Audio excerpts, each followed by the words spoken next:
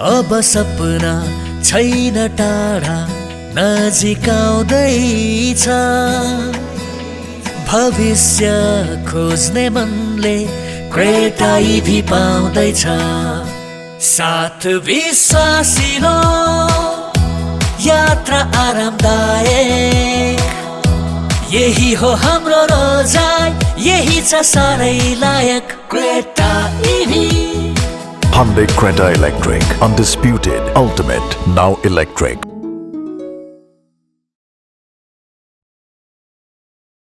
As it's been 19 years. 19 years. यो तस्बिरको कुरा गर्दै हुन्छ हैन त हजुरले? Yes. यसको एक्ज्याक्ट डेट मलाई अंग्रेजी date please give me the English date of this. English date of this. You remember it? 21 November 2006. Of course you remember it. Of course you remember it. हजुर कहाँ हुनुहुन्थ्यो यतिखेर? म चाहिँ त्यतिखेर स्कुल पढाउँथेँ. स्कुल पढाउनु हुन्थ्यो हैन? इमिडिएटली आफ्टर दिस मैले 2007 देखिबाट चाहिँ यो पिस प्रोसेस अफिलिएटेड काममै विशेष गरी यो माओवादी सेनाहरूको क्यान्टोनमेन्टमा रेजिस्ट्रेसन उहाँहरूको भेरिफिकेसनको काम गरेको थिएँ as part of admin. I think that was in 2007 January to 2008 February. एक वर्ष चाहिँ हजुरले काम गर्नु भएको थियो. त्यो त लामो चल्यो नि होइन? इमेजमा जाउँ त यो इन्ट्रेस्टिङ छ यो इमेजमा होइन? यो इमेजको बारेमा हामीले पहिला पनि चर्चा गरेका छौँ मेरो सोमा होइन? तर यो इन्ट्रेस्टिङ छ किनभने ब्याकग्राउन्डमा हामीले त्यसमा नजाउँ यतापट्टि केपी शर्मा ओली पनि हुनुहुन्छ होइन? त्यो तस्बिरमा जाउँ. Go to as the right of that होइन? इन्ट्रेस्टिङ तस्बिर छ यो. छेउमा सबै पूर्व प्रधानमन्त्रीहरू रहरू हुनुहुन्छ यसमा एक हिसाबले भन्नुपर्दाखेरि होइन? अलिकति ब्याक जाउँ त शेरबहादुर देउवा पनि हुनुहुन्छ पूर्व प्रधानमन्त्री होइन? गो ब्याक हो त्यो दोस्रो फोटोमा जाउँ त हो दिस वान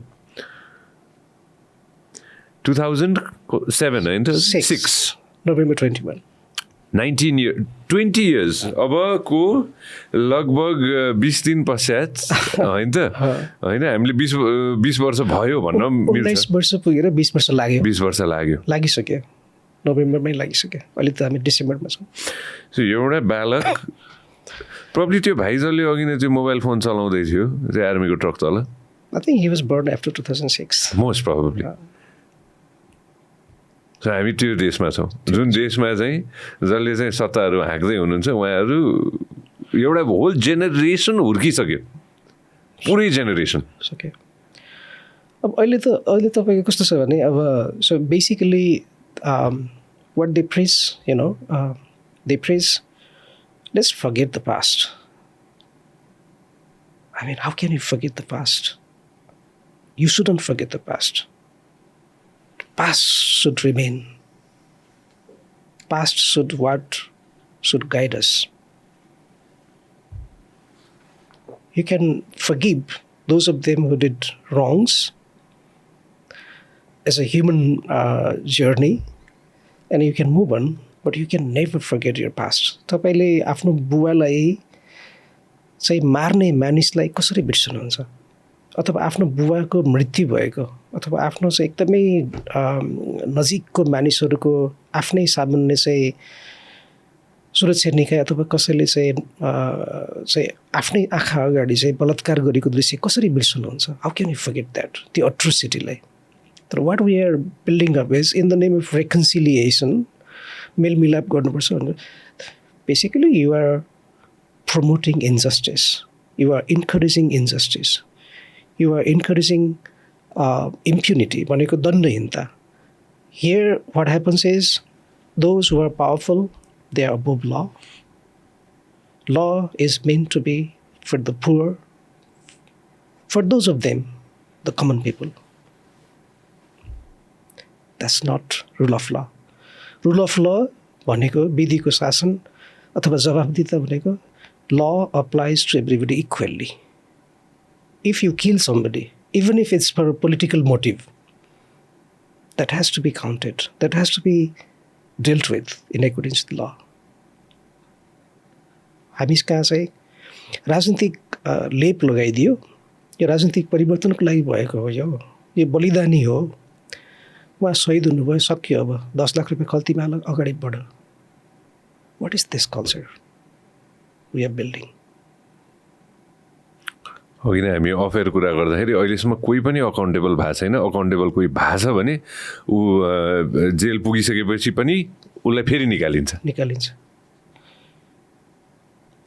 या पार्डन गरिन्छ या कुनै हिसाबले निकालिन्छ त्यही भन्नुभयो नि त तपाईँको राजनीतिको नाममा यति धेरै त्यो पोलिटिकल ग्लोरिफिकेसन हुन्छ कि तपाईँको राजनीतिको नाममा जे गरे पनि उन्मुक्ति पाइन्छ भन्ने जुन खालको हाम्रो भाष्य संस्कार चाहिँ हामीले बिल्ड गरेका छौँ त्यो across all political party spectrum ठगी भ्रष्टाचार घुसखोरी हत्या बलात्कार जस्ता कुराहरू चाहिँ if you have done it for political reason it's excusable enough भन्ने जुन खालको माइन्ड सेट छ मेन्टालिटी छ र maybe I think the larger population पनि मोरलेस अलिकति हो त एउटा परिवर्तनको लागि गरेको थियो त्यो गरेका कारणले सम्भव भएको थियो भन्ने जुन खालको सेन्टिमेन्टबाट गाइड गरिरहेको छौँ I think that's way we are feeling नराम्रो कुरा राम्रै कजको लागि गरेको थियो नराम्रो कुरा चाहिँ जहिले पनि नराम्रै हुन्छ त्यो हामी किन एक्नोलेज गर्दैनौँ द्याट्स वे वी फेल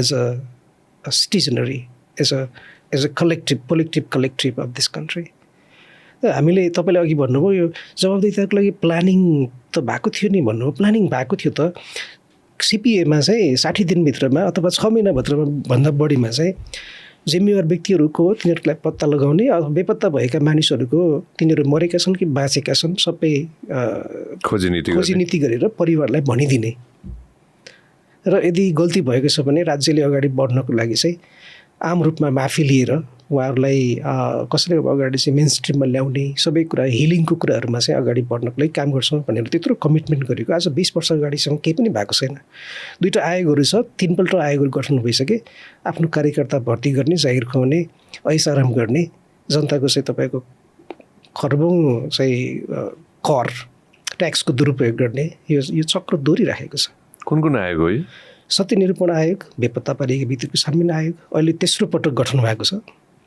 यो आयोगको नाम के छ सत्य निरूपण तथा मेलमिलाप आयोग ओके अनि बेपत्ता पारिएका व्यक्तिहरूको छानबिन आयोग ओके गएको साल यो गठन भएको छ ट्रुथ एन्ड रिकन्सिलिएसन कमिसन छ यो एउटा हैन हजुर अनि अर्को चाहिँ बेपत्ता पारिएका व्यक्तिहरूको मैले चाहिँ धेरैजना डिसअपियरेन्स कमिसन को तस्बिर देखिरहेको छु मैले केही व्यक्तिहरूको तस्बिर देखिरहेको छु मैले हैन हामीले चिन्ने व्यक्तिहरू हुनुहुन्छ नि सबै हैन आयोगमा होइन त भन्नु मिलेन फेरि हैन यो तेस्रो पटक बनेको आयोग हो यो तर अब समस्या जो पीडितहरू हुनुहुन्छ नि हो पीडितहरूले यो आयोगलाई अस्वीकार गरिराख्नु भएको छ 19 वर्ष भयो हैन त 19 वर्ष भयो यो बेपत्ताको भयो बेपत्ताको हजुर होइन This ayog is expected to uncover the truth. त्यसपछिबाट जुन हामीले अहिलेको जुडिसियली यो हाम्रो कार्की आयोगले गर्ने काम यो आयोगहरूले गरेर उहिले सकाएर तपाईँको 10 जना 15 जना 100 जना 20 जना अथवा कतिजना 500 जना कतिजना मानिसहरूलाई दोषी पाइयो बलात्कार गर्नमा हत्या गर्नमा अङ्गभङ्ग पार्नमा त्यो राज्य पक्षको पनि त्यतिखेरको तत्कालीन गैर राज्य पक्ष माओवादी पक्ष पनि दुवैले गरेका अपराधहरूमा यिनीहरू चाहिँ हाम्रो अनुसन्धानको प्रमाणहरूबाट प्राप्त भएअनुसार चाहिँ कारबाहीको लागि भागीदार छन् भनेर सिफारिस गर्नुपर्ने कुरा अहिले पनि यसमा चाहिँ हामी all we are doing is politicking basically so हजुरले भनेअनुसार त मेरो बेसिक अन्डरस्ट्यान्डिङमा हामी भनौँ न 2025 मा छौँ आज 2045 मा जब हामी दुईजना बस्छौँ त्यतिखेर चाहिँ यो जेनजीको जुन आयोग बनेको छ त्यो आयोगको कुरा चलिरहेको हुन्छ होला मोस्ट लाइकली अब यही सिनारियो हेर्ने हो भने त होइन र त्यो मान्छे नयाँ आउला अथवा we would have completely forgotten this and अरू नै नयाँ योभन्दा पनि अर्को व्यापक खालको ठुलो हिंसा भएर अर्को कुनै आएको कुरा गरिरहेका हुन्छौँ तर यसको चाहिँ कुनै माइन्युस्क्युल भइसकेको हुन्छ यो यसको अकाउन्टै के पनि हुँदैन it would have been something like कोद पर्व एउटा सेन्टेन्स हिस्ट्रीमा कति रेफरेन्समा आउला तर फर्गटन केस म सरी आइ एम पिकिङ यो ब्रेन यसमा होइन सो पहिला भएको कुनै पनि आयोगले कसैलाई पनि आज फर्केर हेरौँ नि त त्यस भए होइन यो देशको इतिहासमा भनौँ न 45 वर्षदेखिको हेरौँ त ल होइन 90sदेखिकै हेरौँ नि त फेरि होइन कुनै पनि आयोगले कसैलाई पनि यो दोषी भयो भनेर ठहर गरे अहिलेसम्म छैन Not a single individual has been held to account. Impossible for me to believe this. Sorry, don't mind. No, I mean, you know त्यो विश्वासै गर्न सक्ने कुरा होइन नि त्यो त जसरी जति पनि आयोगहरू बनेको छ नि यो इन्क्वायरी कमिसनहरू they submit the report to the government hasn't even made the public, you and me, we don't know what those commissions recommended, what they found out. कुनै पनि कमिसनको त्यो रिकमेन्डेसन पब्लिक गर भनेर पब्लिक इन्फर्मेसन तपाईँको public interest litigation लिएर supreme कोर्टमा हामीले मुद्दा हालिसकेपछि सुप्रिम कोर्टले यो पब्लिक गर भन्दाखेरि पनि गरेको छैन अब रिपोर्ट त पब्लिक गर्दैन forget about let alone prosecution and implementation of those recommendations. तपाईले हाम्रो क्लिप एकदमै एन्जोय गर्नुभयो होला अब पुरै भिडियो हेर्नको लागि चाहिँ युट्युबमा सब्स्क्राइब गर्न नबिर्सिनु होला व्यास मिडिया नेटवर्क